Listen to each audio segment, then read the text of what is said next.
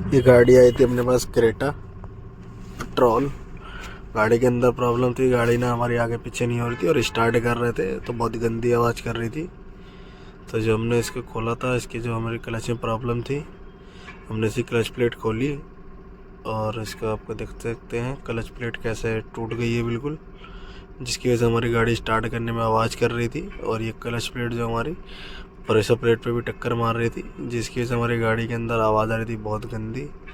गाड़ी स्टार्ट करने पे ही कचर कचर कचर, और गियर लगाते थे तो भी बहुत गंदी आवाज़ कर रही थी और गाड़ी हमारी आगे पीछे भी नहीं बढ़ रही थी। हमने इसे क्लच सेट रिप्लेस करा, जो जेन्युइन क्लच होंडाई का हमने रिप्लेस करा। इसके अंदर क्लच सेट, क्लच बेयरिंग और क्लच प्लेट, प्रेशर प्लेट, हमने दोनों तीनों चीज़ें चेंज करी इसकी और हमने इसका फिट करा, होंडाई जेन्युइन रिप्लेस करा है और हमारी जो प्रॉब्लम है बिल्कुल प्रॉपर सॉर्ट आउट हो चुकी है।